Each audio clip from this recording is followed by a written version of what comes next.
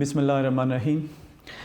ابتدا ہے رب کریم کے 99 بابرکت ناموں سے جس نے ہمارے دلوں کو ہدایت کے نور سے منور فرمایا۔ میں ہوں پروفیسر نعمان مدثر، صدر شعبہ Urdu unique group of institutions. ہم پچھلے لیکچر میں جو لیکچر نمبر 81 تھا اس میں ہم ہوائی سبق پڑھ رہے تھے اور پیج 49 پر پہنچے تھے۔ آپ پیج 49 کھول لیں، صفحہ نمبر 49 کھول لیں۔ امید ہے کتابیں کھول چکے ہوں گے۔ اوکے، اب آپ کو پتہ ہے کہ 1 2 تیسرے پیسج پہ تھے ہم ہنوما بے جو ہے اس کے بارے میں پڑھ چکے تھے۔ آپ کو بتایا تھا کہ بے جو ہے وہ ابنائی کو کہتے ہیں، ویسے اس کا ترجمہ خلیج بھی کیا جاتا ہے۔ اوریجنلی تو گلف کو کہتے ہیں لیکن ڈکشنریز میں اس کا ترجمہ خلیج بھی ہوتا ہے۔ بہرحال بے آپ کو سمجھایا تھا کس طرح ہوتی ہے۔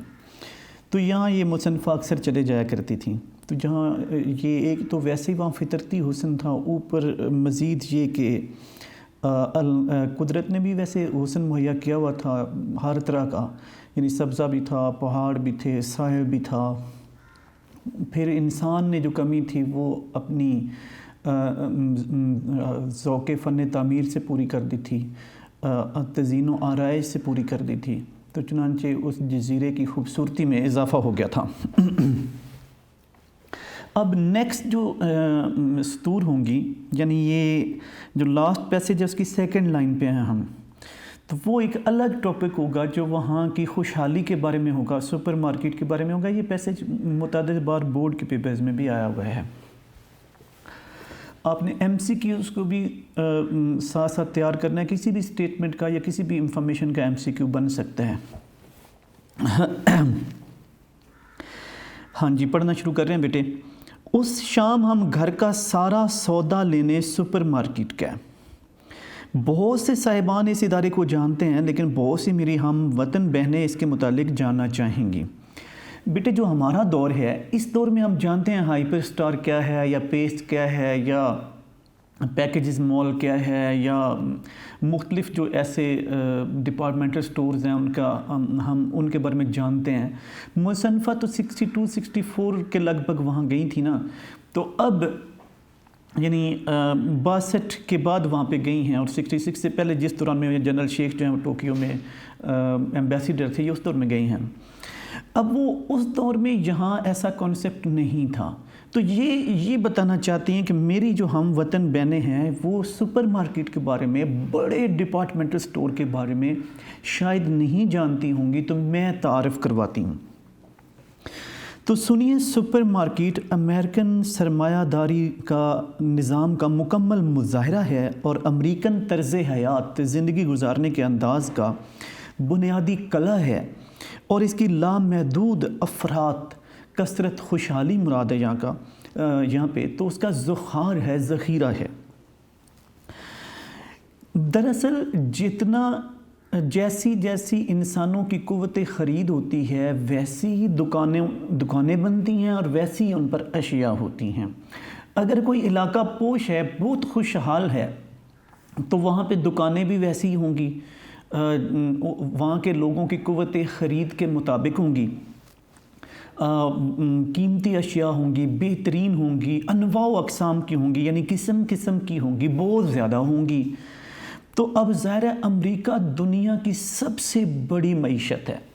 جو G7 ہے، پہلے یہ G8 ہوتے تھے، رشیا کو نکال دیا گیا، تو جو گروپ 7 ہے یہ دنیا کی 7 بڑی معیشتیں ہیں، اکانومیز ہیں۔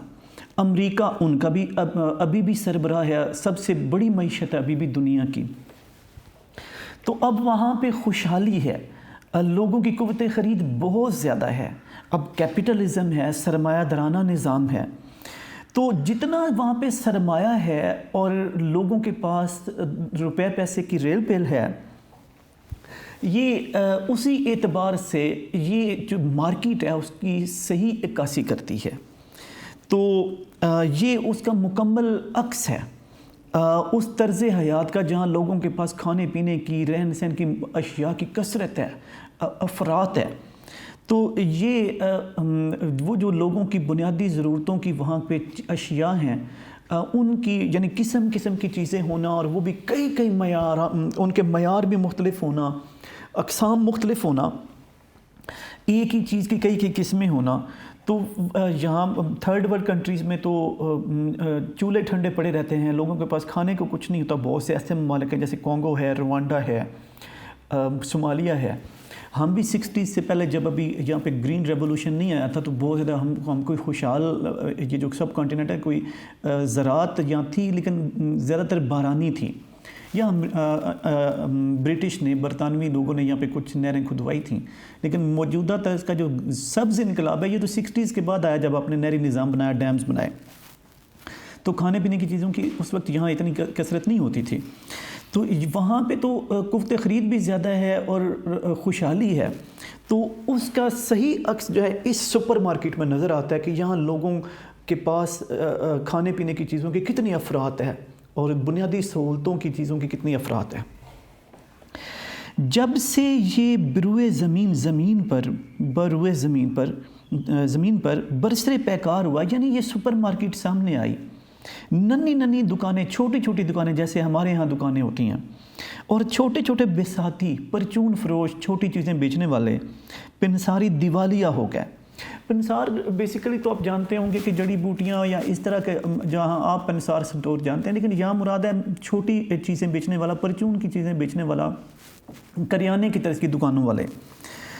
تو کہتے ہیں جب یہ سپر مارکیٹ وجود میں آئی تو اس طرح کے چھوٹے جنرل سٹور، کریانہ سٹور، چھوٹی دکانیں یہ غائب ہو گئیں، چونکہ لوگ اس طرف متوجہ نہیں ہوتے ہوں گے اور وہ بڑی مارکیٹ میں جاتے ہوں گے، اور پھر ان کے پاس روپے پیسے کی ریل پیل ہے، وہ عمرہ ہیں، دنیا کی بڑی معیشت ہے، لوگ وہاں پہ امیر ہیں، ریاست ان کی کفالت کرتی ہے، ریاست نے ہر فرد تک بنیادی سہولتیں باہم پہنچائی ہوئی ہیں. پھر ریاست کی امیری کا اثر ہر شخص تک پہنچا ہے، امارت کا.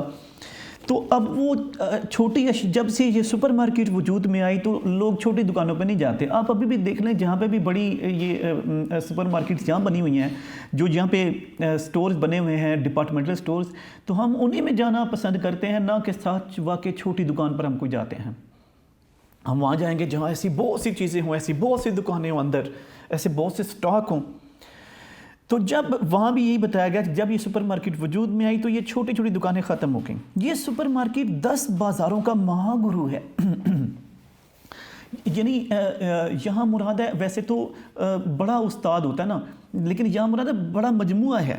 جیسے ہمارے یہاں بازار ہے نا، یعنی ہمارے 10 بازار جو ہیں یہ وہ ایک سپر مارکیٹ کے اندر آ جائیں، اتنا سامان ہے ان کے اندر، اس مارکیٹ کے اندر. ساری انارکلی اور مال روڈ کی دکانوں کا سامان اس کی ایک لپیٹ میں آ جائے. اب سما جائے یعنی سمٹ کر آ جائے. اس وقت اب جانتے ہیں کہ انارکلی تو تاریخی بازار ہے. پھر جو چیرنگ کراس سے لے کر جو انارکلی تک کا سارا ایریا ہے یہ دکانوں پر ہی مشتمل تھا، اور ابھی بھی کثیر تعداد میں دکانیں ہیں اس پر.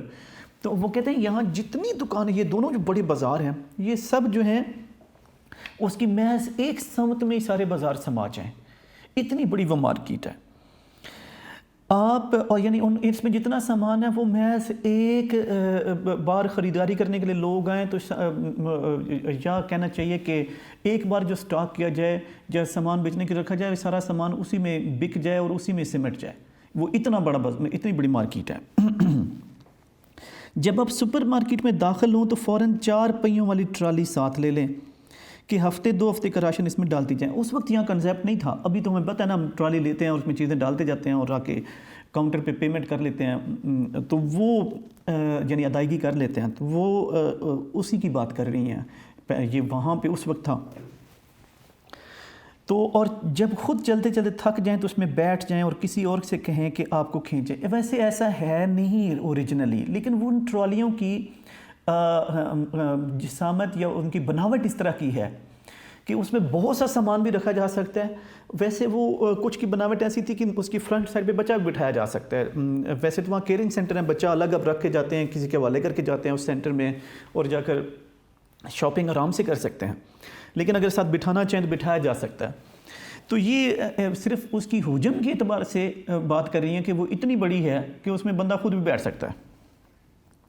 صرف یہ آخری نصیحت میری اختراع ہے. وہ کہہ رہی ہیں کہ یہ میری ایجاد ہے کہ میں نے گئے خود بیٹھ سکتے ہیں، ورنہ یہ اس میں بہت سا سامان رکھا جا سکتا ہے.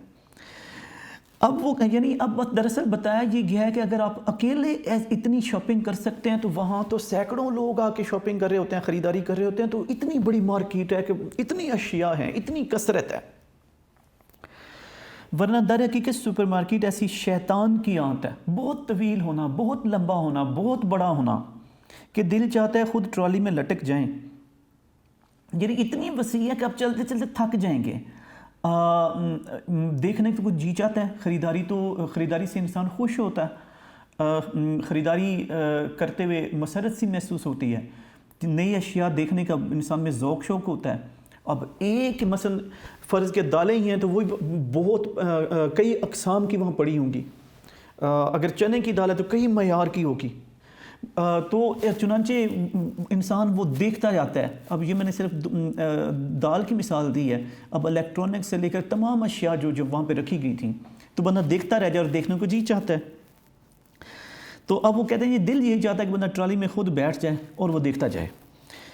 اس ادارے کی افراد دیکھ کر انسان ایشیا افریقہ کی بھوک اور قحط بھول جاتا ہے. قحط خوشحالی، اشیاء کی قلت ہو جانا، کھانے پینے کی. ایشیا میں پریزنٹلی ہمارے دور میں تو اس طرح کی غربت نہیں ہے کہ قحط پڑتے ہوں، لیکن جب مصنفہ گئی تھی تب حالات اتنے کوئی خوشحالی والے نہیں تھے. ہندوستان میں ابھی بھی خطے غربت سے نیچے لوگ بستے ہیں. پاکستان کی بھی بہت سی کچھ پرسنٹیج ایسی ہے جو خطے غربت سے نیچے بستی ہے. لیکن بھوک بہرحال یہ سبز انقلاب کے بعد کسی حد تک ختم ہو گئی، یا کھانے پینے کا مسئلہ نہیں ہوتا اتنا، پہلے بہت تھا. لیکن جو کانگو ہے، جیسے کہ پہلے مثال دی تھی، روانڈا ہے، افریقن کنٹریز ہیں، صومالیہ ہے، تو وہاں قید سالی کے باعث لوگ سوکھ سوکھ کر دبلے پتلے، ان کی وہ بالکل ہڈیوں کا پنجر نظر آتے ہیں، ڈھانچے نظر آتے ہیں. تو کہتے ہیں جب وہ مصنفہ کہہ رہی ہیں کہ موازنہ کر رہی ہیں، کمپیریزن کر رہی ہیں کہ جب انسان اس بڑی مارکیٹ کو دیکھتا ہے، انواع و اقسام کی کھانے پینے کی چیزوں کو دیکھتا ہے اور ان کی کثرت دیکھتا ہے، وہ جناب ایک ہی قسم کی چیزیں ہیں اور وہ چھت تک چنی ہوئی ہیں، اتنی کثیر تعداد میں چیزیں ہیں، تو انسان بھول جاتا ہے کہ کہیں افریقہ میں بچے بھوکے بھی مرتے ہوں گے، کہیں لوگوں کو کھانے پینے کو نہیں ملتا ہوگا، 2 وقت کی روٹی نہیں ملتی ہوگی، کسی گھر میں 2 وقت کا چولہا نہیں جلتا ہوگا. انسان وہ بھول جاتا ہے جتنی یہاں پہ امیری ہے، اشیاء کی کثرت ہے. تو دراصل اس مارکیٹ کی میں اشیاء، کھانے پینے کی اشیاء اور دوسری ضرورت کی اشیاء کی کثرت اور اس مارکیٹ کا بڑا ہونا، اس کے حجم کی وضاحت کی گئی ہے.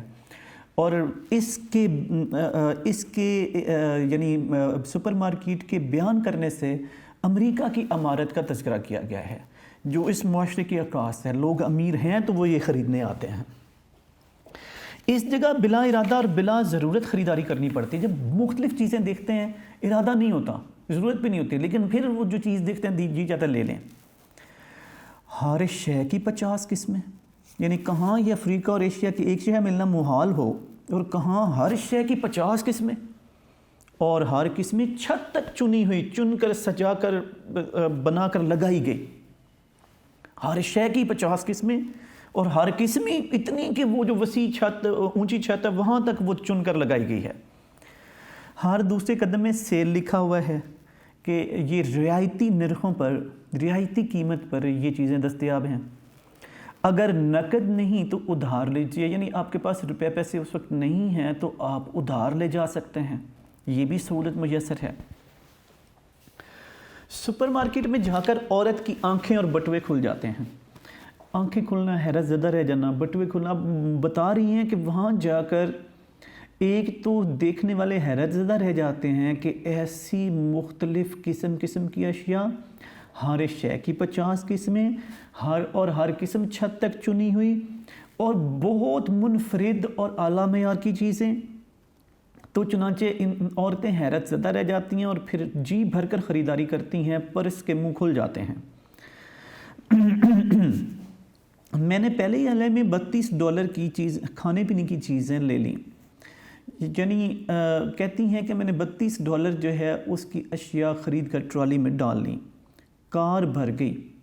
اچھا، جو امریکن معاشرہ ہے نا، بڑا مینجڈ معاشرہ ہے، وہ وہاں پہ اس طرح مہنگائی کا کہ چینی جیسے ہمارے ہاں ہوتی ہے جی 36 روپے سے 86 روپے اور پھر 120 روپے چلی جائے، ایسا وہاں پہ نہیں ہو سکتا۔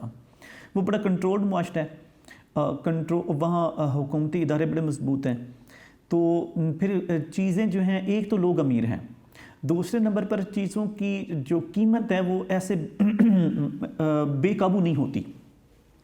تو وہ کہتے ہیں کہ $32 میں بہت سی کھانے پینے کی چیزیں آ گئیں، ضرورت کی کار بھر گئی۔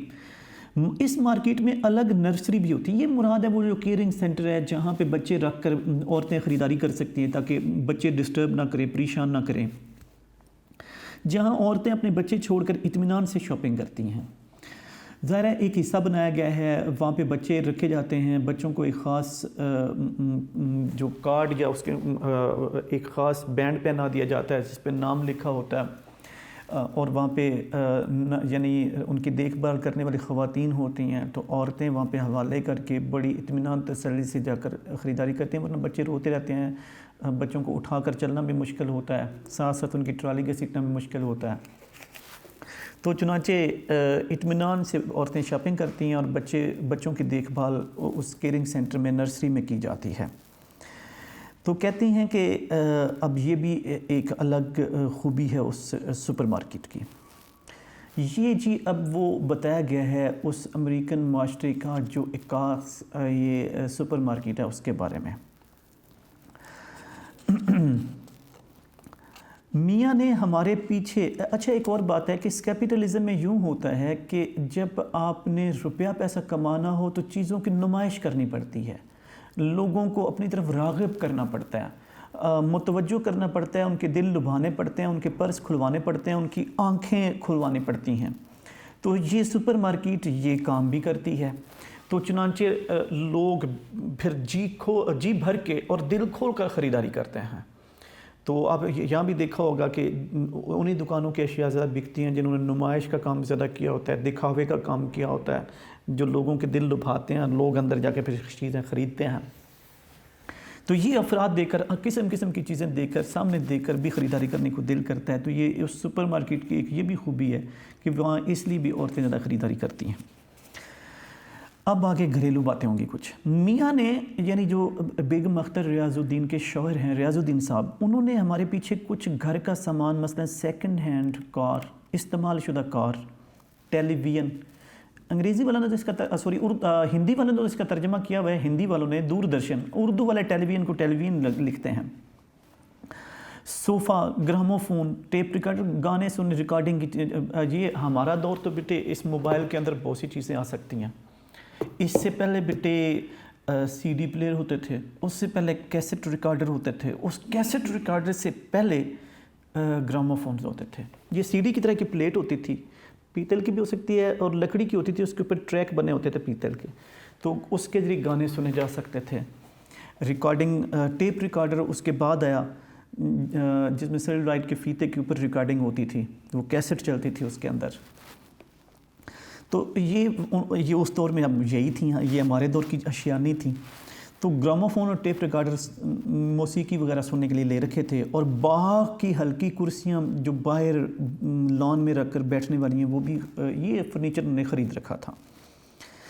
اتنا سلیقہ میرے میاں میں کہاں سے آ گیا؟ یعنی جب میں پاکستان میں تھی یا پہلے ان کے ساتھ رہی ہوں، تو پہلے تو وہ اتنے گھر کی اشیاء پوری کرنے والے اور ایسے سمجھدار اور ایسے گھر کا خیال رکھنے والے کبھی نہیں تھے۔ تو وہاں جا کر ان میں یہ سلیقہ آیا تھا کہ انہوں نے تمام سفر کے لیے بھی چیز لے لی، آرام دہ صوفہ بھی لے لیا، میوزک سننے کے لیے ٹیپ ریکارڈر اور گراموفون بھی لے لیے، ٹیلی ویژن بھی بوریت دور کرنے کے لیے، پروگرام دیکھنے کے لیے لے لیا، تو اب اور باہر باغ میں بیٹھنے والی کرسیاں بھی خریدنی تھیں۔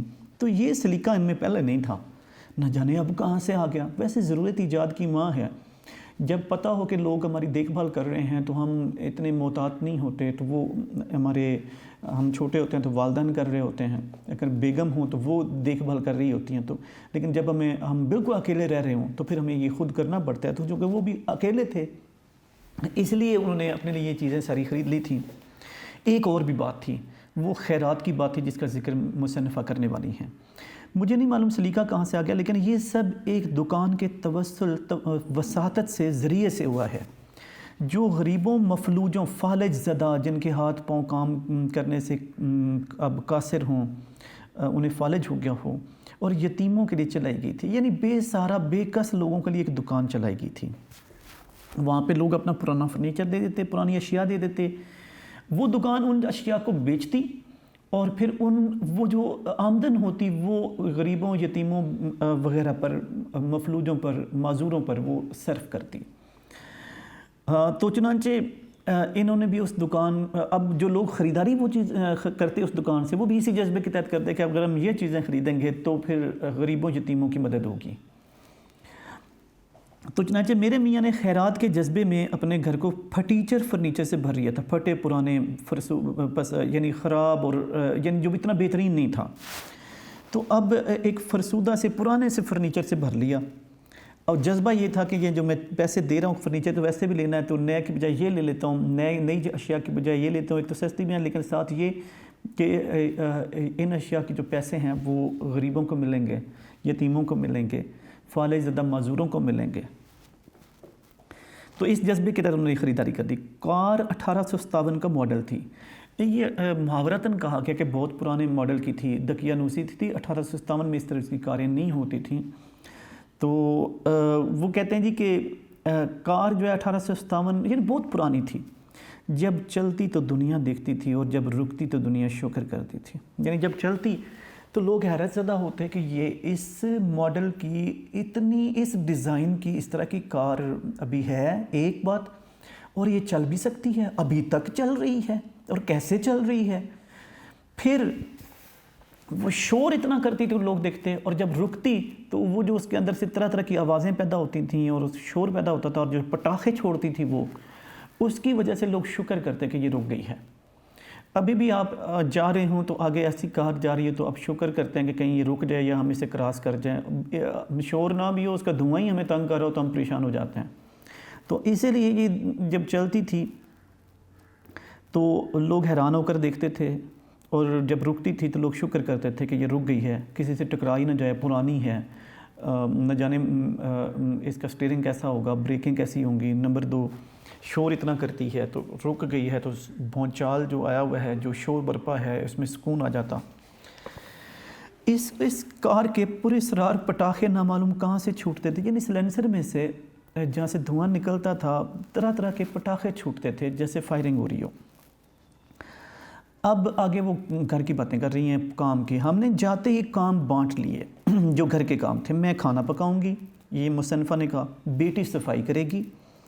اب میاں بولے ہم تمہاری ڈرائیوری کریں گے، یعنی جہاں آپ نے جانا ہوا ہم کار چلا کر لے جائیں گے۔ ہم لاجواب ہو گئے، اس لیے چونکہ وہ کار اتنی پرانی تھی اور اس کو چلانا اتنا مشکل تھا کہ اب وہ میاں تو پریکٹس کر چکے تھے اس کو چلانے کی، تو اب وہ اور کوئی چلا نہیں سکتا تھا اس طرح۔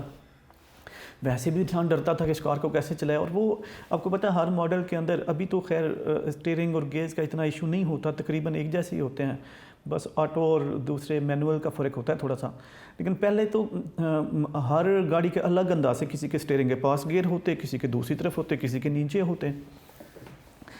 تو وہ اس لیے بھی چونکہ وہ الگ سا ڈھانچہ رکھتی تھی، بناوٹ رکھتی تھی، اس لیے بھی انہوں نے کہا کہ یہ لاجواب ہو گئیں کہ بھائی یہ آپ ہی چلائیں، ٹھیک ہے، ہمیں قبول، آپ ڈرائیوری کریں، بیٹی صفائی کرے گی، میں گھر کا کھانا پکاؤں گی۔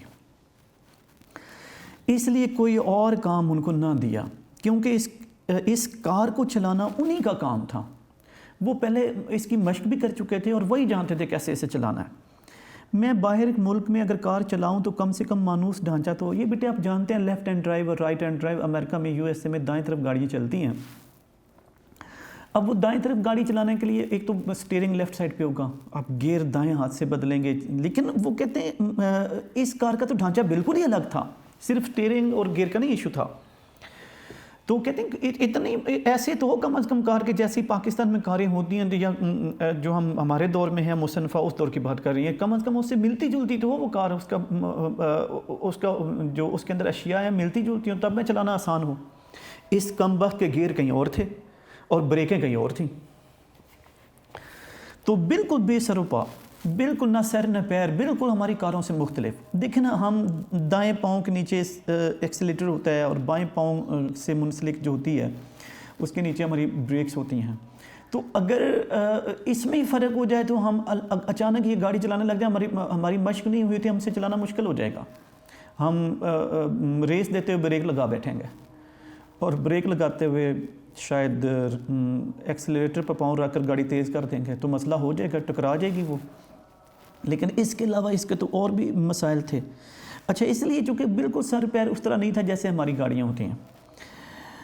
لیکن شاباش ہے، اصل لفظ شاد باش ہوتا ہے، ہمیشہ خوش رہو، لیکن یہ کلمہ تحسین ہوتا ہے، معروف اب ایسی ہے شاباش. اس کار پر کہ ہزاروں میل سیریں کی، ایک میل میں 1.60 کلومیٹرز ہوتے ہیں، تو بہت لمبی لمبی سیر کی. لیکن اس نے ایک دفعہ بھی دغا نہ دی، دھوکہ نہیں دیا، کبھی پنکچر نہیں ہوئی، کبھی خراب نہیں ہوئی. جیسے پرانی تھی گاڑیاں رستے میں خراب ہو جاتی ہیں، خراب نہیں ہوئی، ایک بار بھی دھوکہ نہیں دیا، ہمیشہ جہاں تک لے گئے یہ گئی. پرانا ٹیلی ویژن کچھ ایسا برا نہ تھا، یعنی برا تھا لیکن اتنا برا نہیں تھا. 2 دھپ لگاؤ، 2 تھپڑ لگاؤ اور یا گرم کمبل ڈالا تو اس کے کالے سفید ترمرے ناچنے بند ہو جاتے. بھائی یہ ہمارے دور کی لیکوڈ ٹرانسمیشن نہیں ہے، یہ جو ہم LCD لگاتے ہیں یہ وہ نہیں ہے، LED لگاتے ہیں. یہ ایک تو آپ جانتے ہوں گے black and white television تھے، ایک کلر ٹیلی ویژن تھے. بلیک اینڈ وائٹ میں پکچر ٹیوب ایک ہوتی تھی، کلرز میں 3 پکچر ٹیوبز ہوتی تھیں. اب جو ایک پکچر ٹیوب تھی بیٹے بلیک اینڈ وائٹ کی یا دوسری، اس میں آپ کو پتہ ہے کہ اینٹینا کی تار لگائی جاتی تھی. تو اس میں اگر وہ اس کے چینل بدلنے والے حصے کے اندر کوئی گڑبڑ معمولی سی بھی ہوتی تو مکھیاں آتی رہتی تھیں، اس میں پتنگے سے ناچتے رہتے، تصویر واضح نہیں ہوتی تھی. اب وہ جب اس کے اندر مختلف پرزے فٹ ہوتے ہیں تو جہاں لگے ہوتے ہیں وہاں سے وہ کچھ ہل جل ہو جاتی ہے، وہ لوز ہو جاتے ہیں، تو وہاں پہ پھر جب آپ تھپڑ لگاتے ہیں تو سرکٹ چل پڑتا ہے تو وہ تصویر واضح ہو جاتی ہے. جب وہاں سپارکنگ ہو رہی ہوتی ہے تصویر واضح نہیں ہوتی اگر آپ اندر کھول کے دیکھیں تو. اب وہ پرانا ٹیلی ویژن تھا تو اب وہ ویسے تو تصویر صاف سامنے نہیں آتی تھی، لیکن جب تھپڑ لگاتے تھے تو اندر وہ جو مکھیاں سی ناچ رہی ہوتی تھی، پتنگے سے حرکت کر رہے ہوتے تھے، وہ ختم ہو جاتے. پھر گھنٹوں صحیح چلتا تھا جب تک کہ چینل نہ بدلو. آپ چینل بدلیں گے وہ پھر ہلے گا، اندر سے پھر ٹانکا ہلے گا، پھر اندر مسئلہ ہوگا تو پھر وہ مکھیاں آ جائیں گی، تصویر واضح نہیں آئے گی. تو چینل بدلا اور پھر وہی دھموکے تھپڑ لگانے پڑتے. پھر گرم پانی کی بوتل، ابھی اس کا مقصد بھی وہی ہے کہ وہ ظاہر ہے جب گرمائش اندر پہنچتی تھی تو وہ سرکٹ آن ہو جاتا تھا اور وہ مکھیاں بند ہو جاتی تھیں جو سامنے ناچ رہی ہوتی نظر آ رہی ہوتی تھیں. ایکچول مکھیاں نہیں ہوتی تھیں، مکھیوں کی طرز کے وہ پتنگے سے ناچ رہے ہوتے تھے، اندر بن جاتے تھے تصویر کے اوپر. چونکہ پکچر ٹیوب جو ہے نا 1 سیکنڈ کے اندر پتہ نہیں سینکڑوں بار وہ موو کرتی ہے جس سے تصویر ہمارے سامنے آتی تھی. وہ جو پہلے والی ٹیکنالوجی تھی، اب تو ظاہر ہمارے دور میں ختم ہو چکی ہے، ہمارے بچپن میں وہ تھی. اب وہ جو پکچر ٹیوب والے ٹیلی ویژن تھے تو اس کی بات ہو رہی ہے. تو اب وہ جناب گرم پانی کی بوتل ہو یا کمبل اوپر رکھا جائے یا پانی ڈالا جائے تو وہ پھر چل پڑتا، وہ سرکٹ آن ہو جاتا. اب تو صاحب یہ تو ہوائی کا ازدواجی رخ تھا، گھریلو خانگی رخ تھا، پہلو تھا کہ گھر کیسا چل رہا تھا. اب تک گرہستن گھر کو سنبھالنے والی سگڑ بیوی بول رہی تھی، لیکن یہ گرہستن ماں بیوی 2 وقت بلکہ اگلے 2 دن کا اکٹھا کھانا پکا کر ریفریجریٹر میں بھر کر آزادی کا سانس بھی لیتی تھی. کہتی ہیں یہ اب اگر یہاں سے آئے تو اوپر والی باتیں آپ کو بتانی پڑیں گی کہ کام کیسے بانٹے گئے تھے، گھر میں ٹیلی ویژن فرنیچر کی کیا حالت تھی وغیرہ وغیرہ، جو وہ تو ازدواجی رخ کی اب بات کریں گے. اور آگے کہ اب تک تو ماں جو اس بچی کی تھی یا بیوی جو ریاض الدین صاحب کی تھی وہ بول رہی تھی، لیکن پھر اپنی ذات کے لیے بھی یہ کچھ کرتی تھی یہ خاتون کہ 2 وقت کا کھانا پکا کر فریز کر دیتی یا 2 دن کا کھانا پکا کر فریز کر دیتی اور پھر آزادی سے سانس لیتی اور خوب سیر کرتی اور مرضی کی زندگی گزارتی. تو جگہ جگہ سیر پر خود نکل جاتی تھی اگر میاں کے پاس وقت نہ ہوتا تو. لائبریریوں سے گود بھر بھر کر جزائر ہوائی بلکہ سارے بحر الکاہل کے جزائر پر کتابیں لاتی تھی. یہ آگے جو فجی کے جزائر ہیں جو 840 کے لگ بھگ ہیں، ان میں سے 100 جزیرے آباد ہیں، وہ بھی بحر الکاہل میں آتے ہیں جو آسٹریلیا کے قریب واقع ہیں.